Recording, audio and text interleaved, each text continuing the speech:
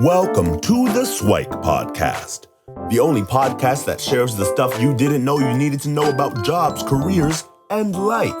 The SIWIKE podcast, the stuff I wish I knew earlier.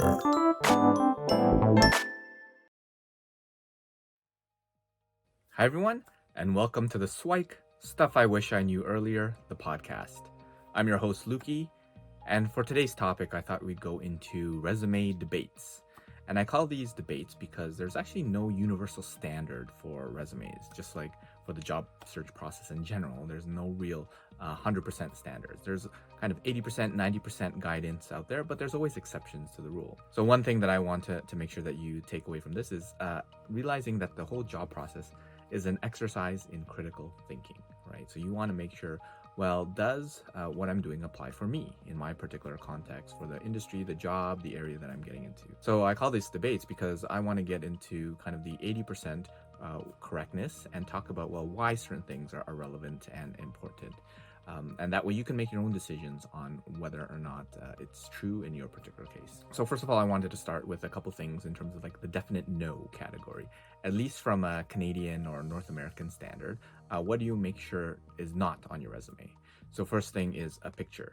So in North America, there are no pictures on your resume. No things like birth dates, marital status, or blood types, or vital statistics. And actually in other parts of the world, they're quite common. But in Canada, because of equality and equity, diversity and inclusivity and stuff like that, we don't actually want to see any of that because we don't want folks to be unconsciously biased on making a decision because of any of those things. So making sure that you remove and do not include things like your picture, which is very common in Europe, vital statistics such as your birthday and blood type and stuff, which is common in Asia. Mostly I've seen them on South Asian resumes. A couple of things on the formatting side is to not include any tables, and the reason being so, depending on the format and the program, the way that it's constructed, it may throw the ATS system, the applicant tracking system, off, right? So tables, depending on where the columns and the rows are set up, it might actually make it much more difficult for the applicant tracking system to know what section is what. And when it's trying to pair it up, what it normally does is it turns everything into plain text anyway, so it can tell by headers and stuff like that. But if you have tables, then headers don't necessarily match up and it becomes more challenging. So keep yourself away from those things. Now we'll go into more of the debates. One of the most common ones is, should a resume be one page or two or more, right? For the most part, my recommendation is for your resume to be one page, right? So you've heard in probably previous episodes or previous tips that I've given that resume means summary, which means that you're probably going to keep it short. So in Canada, a two-page resume is acceptable. So you'll probably want to keep it to two-page. Why I like a one-page resume is because if you had basically two people who are equally qualified, and one person takes one page to convince you to hire them, and another person takes 2 pages to convince you to hire them, which one would you rather pick? Most people would pick the more clear and concise one, the one-page one. And for me, I have almost 20 years worth of experience, and I have a one-page resume. But I also have a 2-page resume because really it depends on the length of the job posting. So for the most part, job postings have about 15, maybe 10 bullet points that you need to account for. So that usually fits on a 1-page resume. If it's more, then that's when 2 pages come in. So this is particularly notable on public sector job postings. So some public sector ones are like 5 pages long. And for those types of jobs, you're actually allowed to have like a 5-page resume, right? So keeping in mind that it's usually based on the job description, and generally speaking, you should be able to get away with 1 page. But if you have to, if the job description is long enough, then 2 is fine. Another common question is, what about on top? We have the summary of qualifications or highlights or things like that. Should we put them? My typical response is no. And the main reason is because if you think about it, remember, resume means summary. So you just put a summary on a summary, right? And on a 1-page one, like how dumb or slow do you think recruiters actually are? And if you think about it, like a recruiter, they don't actually read, they skim. So it actually takes them longer to read that summary than it does to skim through their entire resume. And the information on a summary is usually very low context. I'm a hardworking individual with 5 years experience and leadership in blah, blah, blah, blah, blah. It doesn't really actually tell me much about that person. So I encourage you to leave that part out. Because to me it doesn't add any value, and most experienced recruiters will skip that and go right to the experience or go right to the education, because they know that a lot of that stuff is kind of nonsense, kind of fluff words that don't really say anything. Another section that's pretty common is objectives. So should you put them or not? My general recommendation is no, to keep them off. And the main reason is that recruiters, to be honest, they don't really care what you want unless you've joined the company already. When you've joined the company, then you want to make sure that you grow and you progress and all that sort of stuff. But before, we know what you want. You want this job because that's what you're applying for, right? Now, where the nuances are for things like internship programs or placement programs or co-op or areas where someone has to put you somewhere. So for those types of organizations or education or school, then you'll want to make sure you have an objective statement, because that person is not a full-time recruiter. They're someone who's looking to match you up with a different employer, a different role. So 2-line or 4-line sentence of what you want would be helpful for them. But generally speaking, if you're to send it to a recruiter, no need. And again, with a 1-page resume, you can conserve a lot of space by doing that. What about education or experience first? Right? Most people ask which ones, and for me, I generally recommend education first, only if it's the most relevant.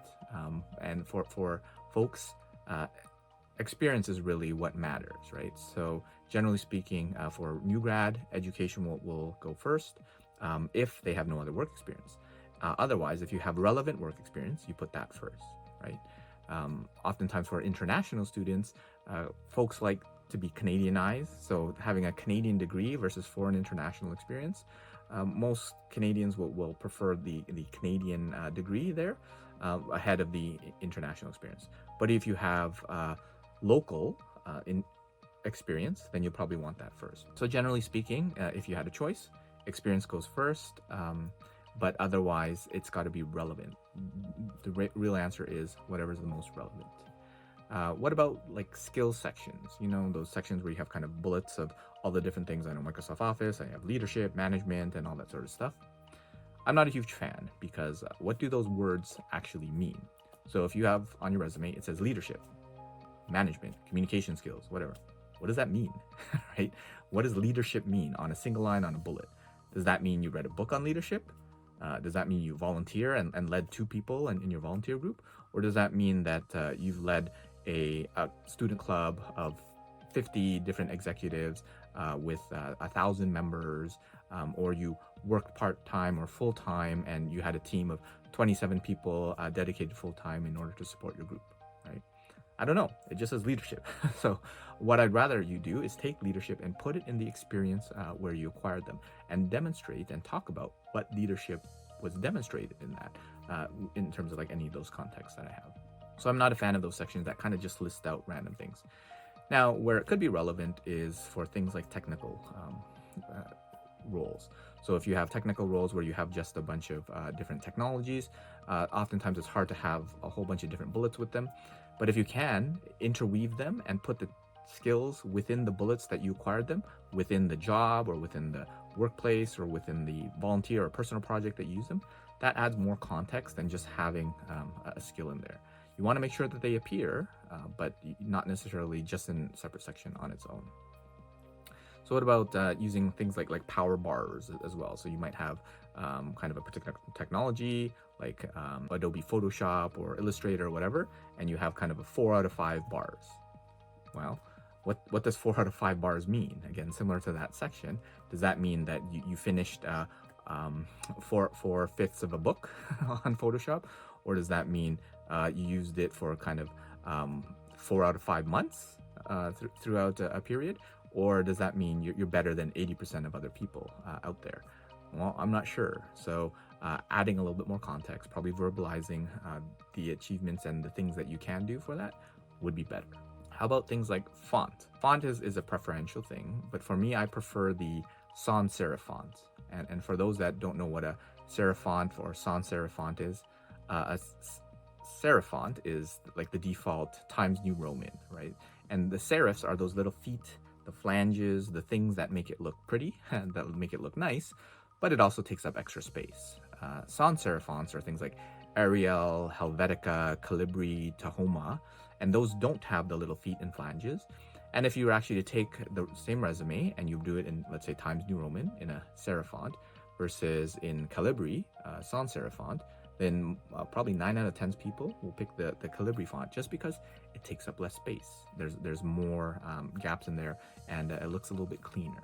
So my recommendation would be sans serif font. But there are the artistic folks that want to add a little bit more to theirs. So what about adding hobbies and interests to your resume? Actually, for me, I would say yes, put it, but do it in a way that makes it relevant for the company and the role. So if you put something like basketball, well, okay, that's not as relevant for the company and the role.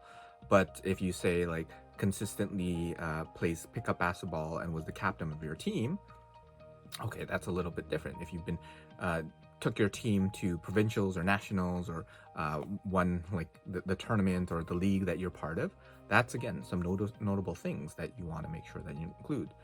But just things like art or dancing or music, add a little bit more context so that I get a little bit more taste of it. So if you have to and don't have a lot of space, then yeah, maybe adding some of that is good. But if you can also turn it to make it look more like an experience bullet where you have the context, like where you practiced that the music or the sports or whatever it is that you're into, put that in so there's a little bit more explanation in there. But I'm a fan of putting them in there because for the most part, a lot of companies are more interested in people as human beings, not just as employees. But you'll have to take a look at the company. If the company is a lot more conservative and more focused on kind of the work at large, if you have space that you need to recover for other things, then you can leave it out. But if you have extra space, I would encourage you to leave it in, especially if you can make it be relevant for the company and the role. What about something like your address? So this has been a topic of discussion because some recruiters might be a geographyist, right? In the sense that, well, if your company is headquartered on one side of the city, but you live on the other side of the city, the employer might think, oh, I don't even want to bring this person in for an interview because they're not willing to commute an hour or 2 hours to get to the workplace. But unbeknownst to them, you have an uncle or an aunt or someone on the other side of the city, and you'd be more than willing to move or relocate in order to get there, right? So some people will remove it. For me, I'm relatively indifferent. If the headquarters of the company is close by, I actually encourage folks to include it, right? So that they can do that research. If you're out of the city, putting something as simple as your city and the country would be enough. So Toronto, Canada would be sufficient. I don't think that most recruiters think that you're hiding too much because you live somewhere. Hopefully they can take you in based on the merits of your experience versus where you live. So another thing that folks often recommend, should I put my LinkedIn profile? And I would probably say yes. And a lot of folks are not sure because, well, if they really want to find out about me, then they can just search me. But the thing is, sometimes, depending on your name especially, there might be more than one of you, and it might be difficult to find you specifically. So for me, it's actually quite easy because there aren't too many Luki Danu Cariantos out there. But if you're like a Michael Smith or a Kevin Chan or something like that, or Sarah Wong, right? There's probably a lot of them, and you can be easily misidentified as someone. So you want to make sure that they can find the right person. So I encourage folks, especially since LinkedIn is very pervasive in the business and professional world, then you'll want to make sure that it's on your profile and easily accessible. Make it clickable as well. So if in your PDF, your Word document or whatever, you can make it clickable, then do that. Another question that often comes up is, what about for dates? Do I include the months? And I say yes, for sure. What about the format of the months? I'm more of a fan of the 3-letter months, so putting like Jan, Mar, May, Sep, whatever it is, and being consistent about that. And the main reason is that when you make it consistent, then you kind of have that structure all the way down on the right-hand side. Whereas if you had like January, May, July, and then like December, right, that kind of goes and creates a bit of an accordion and makes it look a little bit more awkward. But you definitely want months because there can be a huge difference between, let's say, 2018 to 2019, right? Most people think that's 2 years, but if you had December 2018 to January 2019, well, that might be only 2 months. And if you had December 31st to January 1st, that's only 2 days, really. Versus if you had January 1st, 2018 versus December 31st, 2019, that's like 730 days, right? So you definitely want months, because oftentimes recruiters will know if you exclude the months that you're trying to hide something. You're trying to hide a gap or something. So just be honest, and maybe in your cover letter identify why you have a gap, or put something there in terms of studying or learning, or what did you do during that time in order to kind of improve yourself. So make sure you have months. My preference is the 3-letter months if possible. What about on your resume? Should you include information about the company, right? Sometimes with the title and the company, you put the leading bank or the top telecom or whatever it is. Do you need to put that? I'd recommend folks not. Just leave it out. So if a recruiter is interested, they'll go Google it, they'll find out. And that extra information is just unnecessary, right? It takes up extra space, and especially again in a 1-page resume, that's very important real estate. So leave that out. What about including pros or bullets?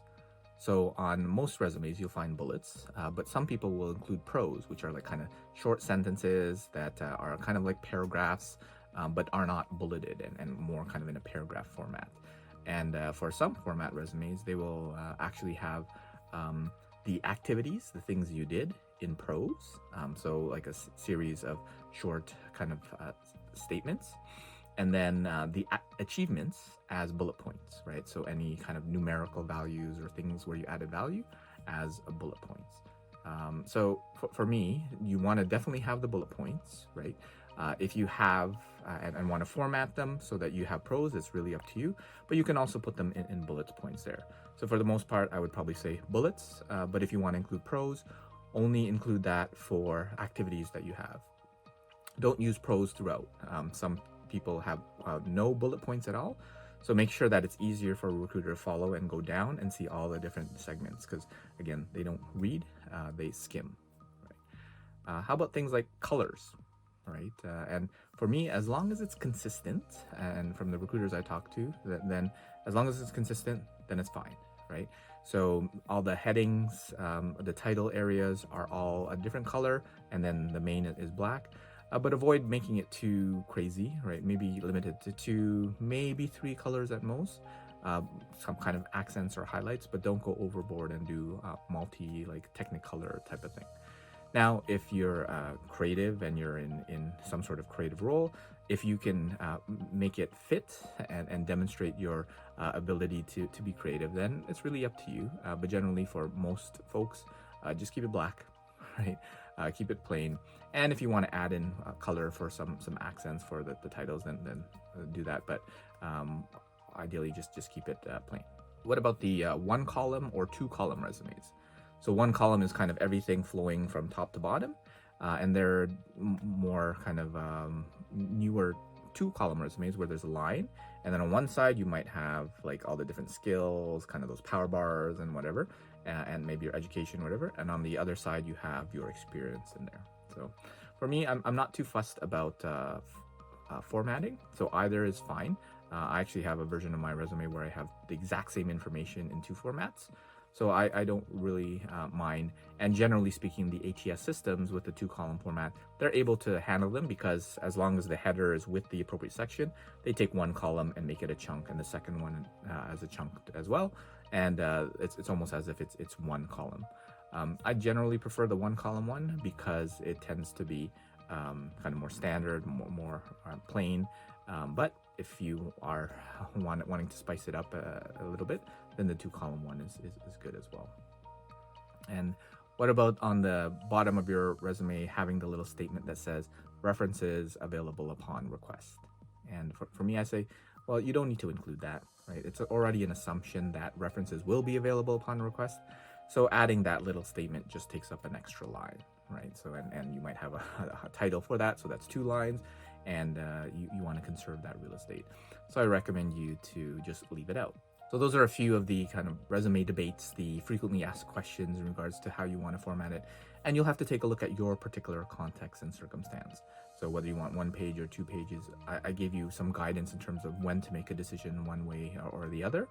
But generally, it's up to you. You can choose, because folks have got jobs using any and or all of these things, which is why it's there, which is why they're recommended. But for your particular context, that might not be relevant. So just being aware of that. So that's all the resume SWIKE, the stuff I wish I knew earlier, I had for this episode. And we'll see you in the next episode. Thanks for joining us on the SWIKE, Stuff I Wish I Knew Earlier, the podcast. If you like the podcast, please subscribe on iTunes, Stitcher, or wherever you found this podcast. And if you can give us a review, that would be very appreciated. Feel free to contact me on LinkedIn at LukiDanu, LukiDanu, and the same on most social media platforms. And I look forward to hearing from you. Thanks. Bye.